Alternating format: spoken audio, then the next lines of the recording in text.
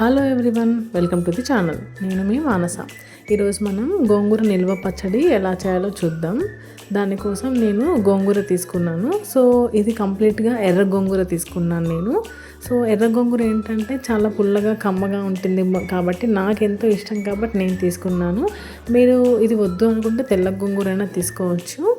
And లేదు పుల్లగా ఉండాలి కొంచెం అనుకున్న వాళ్ళు, మరి పులుపు నచ్చని వాళ్ళు కొంచెం ఎర్ర గోంగూర, దానికి కొంచెం తెల్ల గోంగూర రెండు కలిపి మిక్స్ చేసుకున్నా కూడా ఈ పచ్చడి ఎంతో టేస్టీగా ఉంటుంది. సో మీ ఇష్టాన్ని బట్టి మీరు ఎర్ర గోంగూర కానీ తెల్ల గోంగూర కానీ లేదా రెండు కానీ మిక్స్ చేసుకొని ఇది కంప్లీట్గా కడిగేసి ఇది ఆరబెట్టేయండి. సో ఇది కంప్లీట్గా వాటర్ అంతా అయిపోయి ఫుల్ డ్రై అయిపోవాలి. అప్పుడే పచ్చడి ఖరాబ్ కాకుండా స్టోర్ ఉంటుంది మనకి ఎన్ని రోజులైనా కూడా. సో ప్రాసెస్లోకి వెళ్ళిపోదాం. దానికోసం ఫస్ట్ నేను కడాయి తీసుకొని అందులో మెంతులు వేయించాను.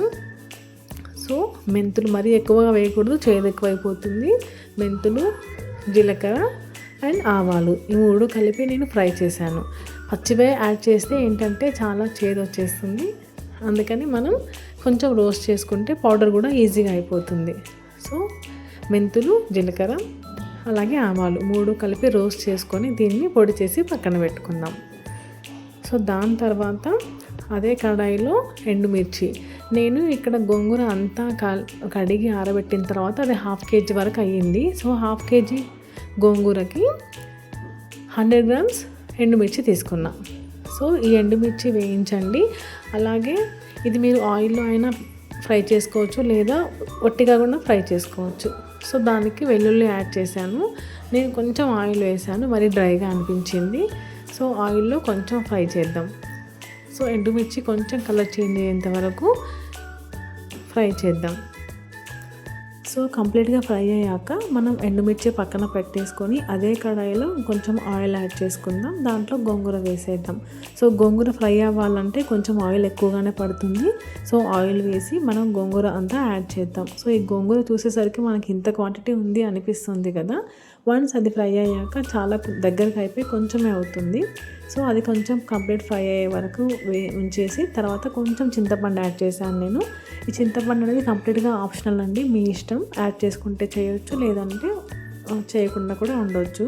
ఇది ఏంటంటే చింతపండు వేస్తే పాడవకుండా ఎక్కువ రోజులు నిల్వ ఉంటుంది అంటారు కదా, అందుకని నేను కొంచెం చింతపండు యాడ్ చేశాను. అలాగే కంప్లీట్ రోస్ట్ అయ్యేంత వరకు దీన్ని ఫ్రై చేద్దాం. సో ఇలా దగ్గరికి అయ్యాక కొంచెం చల్లారనిద్దాం, అంతవరకు పక్కన పెట్టేసుకుందాం.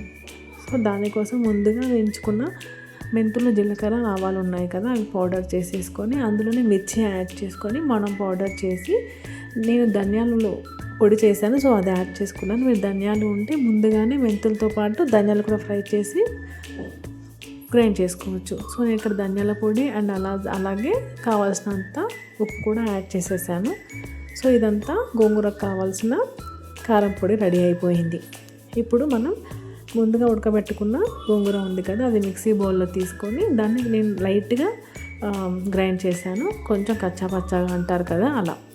సో ఇప్పుడు ఆల్రెడీ రెడీ చేసుకున్న కారం పొడికి ఈ గోంగూర మిక్స్ని కలిపేసుకుందాం. సో దాని తర్వాత మనం తాలింపు కావాయిల్లో కొంచెం మినప్పప్పు,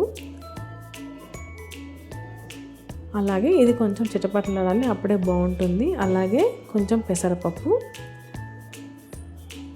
సో మినప్పప్పు, పెసరపప్పు కొంచెం ఫ్రై అయ్యాక తరిగి పెట్టుకున్న వెల్లుల్లి. సో వెల్లుల్లి ఆయిల్లో యాడ్ చేస్తే అరోమా చాలా బాగుంటుంది. అలాగే జీలకర్ర, ఆవాలు, నేను ఇక్కడ కొంచెం ఇంగువ యాడ్ చేశాను తాలింపులో. అలాగే పసుపు, కొంచెం కరివేపాకు, కొత్తిమీర. ఇవన్నీ ఫ్రై అయ్యాక మనం ముందుగా రెడీ చేసి పెట్టుకున్న కారం పొడి, గోంగూర ఉంది కదా, ఆ మిక్సీకి ఈ తాలింపుని యాడ్ చేసేద్దాం. సో వన్స్ యాడ్ చేశాక మొత్తం మనం దాన్ని కలిసేలాగా మొత్తం మిక్స్ చేసి కలిపేద్దాం. ఇప్పుడు ఇది మనం 6 months వరకు స్టోర్ చేసుకోవచ్చు, ఏం పాడవదు. దీన్ని మనం కావాల్సినప్పుడు కొంచెం కొంచెం తీసుకొని హ్యాపీగా సర్వ్ చేసుకొని తినేసేయచ్చు. సో కొంచెం ఆయిల్ ఎక్కువగా అలాగే సాల్ట్ కూడా సరిపడినంతగా యాడ్ చేసుకుంటే చాలు, ఖరాబ్ అవ్వకుండా మనకి 6 months వరకు స్టోర్ ఉంటుంది. నా సర్వింగ్ టైం. సో ఇలా వేడివేడి అన్నంలో గోంగూర పచ్చడి వేసి కలుపుకొని తింటే ఆహా ఎమ్మీ కదండి. Thanks for watching. Please subscribe to the my channel. Thank you so much.